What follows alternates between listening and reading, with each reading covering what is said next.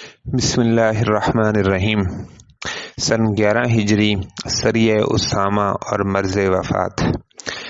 سریہ اسامہ مکہ معظمہ سے واپسی کے بعد 26 صفر سن 11 ہجری بروز شنبہ حضرت صلی اللہ علیہ وسلم نے ایک سریہ جہاد روم کے لیے تیار فرمایا، جس میں صدیق اکبر اور فاروق اعظم اور ابو عبیدہ رضی اللہ تعالی عنہم اجمعین جیسے اکابر شامل تھے، مگر اس سریے کے امیر حضرت اسامہ رضی اللہ تعالیٰ عنہ مقرر ہوئے، اور یہ آخری لشکر جس کی روانگی کا حضور صلی اللہ علیہ وسلم نے خود انتظام فرمایا تھا، ابھی روانہ نہ ہوا تھا کہ حضور صلی اللہ علیہ وسلم کو بخار شروع ہو گیا۔ آپ صلی اللہ علیہ وسلم کا مرض وصال۔ 28 صفر 11 ہجری چہارشنبہ کی رات میں آپ صلی اللہ علیہ وسلم نے قبرستان بقیع غرقد میں تشریف لے جا کر اہل قبور کے لیے دعائے مغفرت کی اور فرمایا کہ اے اہل مقابر، تمہیں اپنا یہ حال اور قبروں کا قیام مبارک ہو، کیونکہ اب دنیا میں تاریک فتنے ٹوٹ پڑے ہیں۔ وہاں سے تشریف لائے تو سر میں درد تھا اور پھر بخار ہو گیا، اور یہ بخار صحیح روایات کے موافق 13 روز تک متواتر رہا اور اسی حالت میں وفات ہو گئی۔ اسی عرصے میں آپ صلی اللہ علیہ وسلم اپنے دستور کے مطابق ہر روز ازواج مطہرات رضی اللہ تعالی عنہن اجمعین کے حجروں میں منتقل ہوتے رہے۔ جب آپ صلی اللہ علیہ وسلم کا مرض طویل اور سخت ہو گیا تو ازواج مطہرات سے اجازت لی کہ ایام مرض میں حضرت عائشہ صدیقہ رضی اللہ تعالی عنہا کے گھر میں رہیں۔ سب نے اجازت دے دی۔ صدیق اکبر رضی اللہ تعالیٰ عنہ کی امامت۔ رفتہ رفتہ مرض اتنا بڑھ گیا کہ آپ صلی اللہ علیہ وسلم مسجد تک میں بھی تشریف نہ لا سکے، تو ارشاد فرمایا کہ صدیق اکبر سے کہو کہ نماز پڑھائیں۔ حضرت صدیق اکبر رضی اللہ تعالیٰ عنہ نے تقریباً 17 نمازیں پڑھائیں۔ پھر ایک روز اتفاقاً صدیق اکبر رضی اللہ تعالیٰ عنہ اور حضرت عباس رضی اللہ تعالیٰ عنہ انصار کے ایک مجلس پر گزرے تو وہ سب رو رہے تھے۔ سبب پوچھا تو کہا کہ حضرت صلی اللہ علیہ وسلم کی مجلس کو یاد کر کے رو رہے ہیں۔ حضرت عباس رضی اللہ تعالیٰ عنہ نے یہ خبر آپ صلی اللہ علیہ وسلم کو بھی پہنچا دی۔ یہ سن کر آپ صلی اللہ علیہ وسلم حضرت علی رضی اللہ تعالیٰ عنہ اور حضرت فضل رضی اللہ تعالیٰ عنہ کے کاندھوں پر ٹیک لگائے ہوئے باہر تشریف لائے۔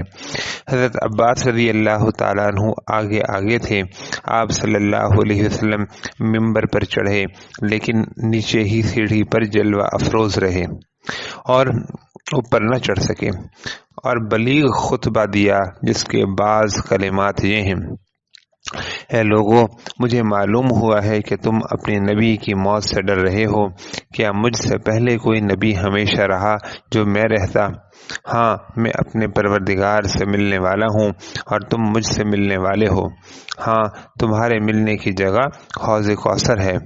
بس جو شخص کہ یہ پسند کرے کہ بروز قیامت اس حوض سے سیراب ہو، تو اس کو چاہیے کہ اپنے ہاتھ اور زبان کو لایعنی اور بے ضرورت باتوں سے روکے۔ میں تمہیں مہاجرین کے ساتھ حسن سلوک اور اتحاد کی وصیت کرتا ہوں۔ اور ارشاد فرمایا کہ جب لوگ اللہ تعالیٰ کی اطاعت کرتے ہیں تو ان کے حکام اور بادشاہ ان کے ساتھ انصاف کرتے ہیں، اور جب وہ اپنے پروردگار کی نافرمانی کرتے ہیں تو وہ ان کے ساتھ بے رحمی کرتے ہیں۔ اس کے بعد مکان پر تشریف لے گئے اور وفات سے 5 یا 3 روز پہلے ایک مرتبہ تشریف لائے۔ سر مبارک بندھا ہوا تھا۔ حضرت صدیق اکبر رضی اللہ تعالیٰ عنہ نماز پڑھا رہے تھے، وہ پیچھے ہٹنے لگے۔ آپ صلی اللہ علیہ وسلم نے ہاتھ کے اشارے سے منع فرمایا اور خود ابو بکر رضی اللہ تعالیٰ عنہ کے بائیں جانب بیٹھ گئے۔ نماز کے بعد ایک مختصر خطبہ دیا، جس کے دوران فرمایا: ابو بکر سب سے زیادہ میرے محسن ہیں، اور اگر میں اللہ کے سوا کسی کو خلیل بناتا تو ابو بکر کو بناتا، لیکن چونکہ خلیل اللہ کے سوا کوئی نہیں، اس لیے ابو بکر میرے بھائی اور دوست ہیں۔ اور فرمایا کہ مسجد میں جتنے لوگوں کے دروازے ہیں وہ سب سوائے ابو بکر کے دروازے کے بند کر دیے جائیں۔ محدث ابن حبان نے اس حدیث کو نقل کرنے کے بعد فرمایا ہے کہ اس حدیث میں صاف اشارہ ہے کہ آپ صلی اللہ علیہ وسلم کے بعد صدیق اکبر رضی اللہ تعالی عنہ ہی خلیفہ ہیں۔ اس کے بعد دوسری ربیع الاول دوشنبہ کے روز صبح کی نماز حضرت صدیق اکبر رضی اللہ تعالی عنہ کے پیچھے پڑھ رہے تھے کہ یکایک آپ نے حضرت عائشہ صدیقہ رضی اللہ تعالی عنہ کے حجرے کا پردہ کھول کر لوگوں کی طرف دیکھا اور تبسم فرمایا۔ صدیق اکبر رضی اللہ تعالیٰ عنہ یہ دیکھ کر پیچھے ہٹنے لگے اور خوشی کی وجہ سے صحابہ رضی اللہ تعالیٰ عنہم کے قلوب نماز میں منتشر ہونے لگے۔ آپ صلی اللہ علیہ وسلم نے ان کو ہاتھ سے اشارہ فرمایا کہ نماز پوری کرو، اور خود اندر تشریف لے گئے اور پردہ چھوڑ دیا، اور اس کے بعد پھر باہر تشریف نہیں لائے۔ اسی روز ظہر کے بعد اس عالم سے انتقال فرما کر رفیق اعلیٰ کے ساتھ واصل ہوئے۔ فَإِنَّا لِلَّهِ وَإِنَّا إِلَيْهِ رَاجِعُونَ۔ صحیح بخاری کی روایت کے مطابق اس وقت حضور صلی اللہ علیہ وآلہ وسلم کی عمر شریف 63 برس تھی۔ آپ صلی اللہ علیہ وسلم کے آخری کلمات حضرت عائشہ صدیقہ رضی اللہ تعالی عنہ فرماتی ہیں کہ اس مرض کے دوران میں کبھی کبھی آپ صلی اللہ علیہ وسلم چہرہ مبارک سے چادر اٹھا کر فرماتے تھے کہ یہود و نصارہ پر اس لیے اللہ کی لعنت آئی کہ انہوں نے اپنے انبیاء کی قبروں کو سجدہ گاہ بنا لیا ہے۔ غرض یہ تھی کہ مسلمان اس سے بچیں۔ رسول اللہ صلی اللہ علیہ وسلم نے آخری کلمات میں جس چیز سے ڈرایا تھا وہ بھی آج مسلمانوں نے نہ چھوڑا اور اولیاء و صلحاء کی قبروں کو سجدہ گاہ بنا ڈالا۔ نعوذ باللہ۔ حضرت صدیقہ رضی اللہ تعالیٰ عنہ فرماتی ہیں کہ قریب وفات حضرت صلی اللہ علیہ وسلم چھت کی طرف دیکھتے اور فرماتے تھے، یا اللہ میں رفیق اعلیٰ کو پسند کرتا ہوں۔ بعض روایات میں ہے کہ آخری لمحات حیات میں زبان رسالت پر الصلاح الصلاح کے کلمات جاری رہے۔ وفات کی خبر صحابہ رضی اللہ تعالیٰ عنہم میں شائع ہوئی تو گویا سب کی عقلیں اڑ گئیں۔ فاروق اعظم رضی اللہ تعالیٰ عنہ جیسے جلیل القدر صحابی فرط غم سے آپ صلی اللہ علیہ وسلم کی موت کا انکار کرنے لگے۔ صدیق اکبر رضی اللہ تعالیٰ عنہ اس وقت تشریف لائے تو ایک مختصر سا خطبہ دیا جس میں لوگوں کو صبر کی تلقین کی اور فرمایا کہ جو شخص محمد صلی اللہ علیہ وسلم کی عبادت کرتا تھا تو سن لے کہ آپ صلی اللہ علیہ وسلم وفات پا گئے ہیں، اور جو اللہ کی عبادت کرتا تھا تو سمجھ لے کہ وہ حی و قیوم آج بھی زندہ ہے۔ یہ سن کر صحابہ رضی اللہ تعالیٰ عنہم کو کچھ ہوش آیا۔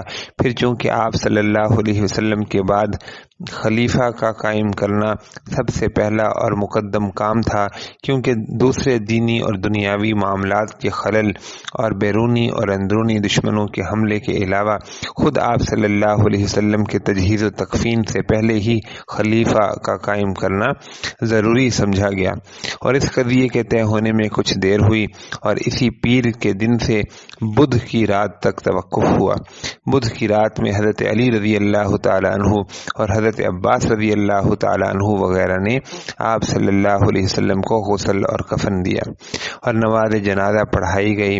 قبر شریف حدیث شریف کے موافق حضرت صدیقہ عائشہ رضی اللہ تعالی عنہ کے حجرے میں اسی جگہ کھودی گئی جہاں وفات ہوئی تھی۔ ابو طلحہ رضی اللہ تعالی عنہ نے قبر کھودی اور حضرت علی اور حضرت عباس رضی اللہ تعالی عنہما نے قبر میں رکھا۔ آپ صلی اللہ علیہ وسلم کی قبر شریف ایک بالشت اونچی رکھی گئی۔ اللهم صل على محمد وعلى آل محمد كما صليت على إبراهيم وعلى آل إبراهيم إنك حميد مجيد. اللهم بارك على محمد وعلى آل محمد كما باركت على إبراهيم وعلى آل إبراهيم إنك حميد مجيد.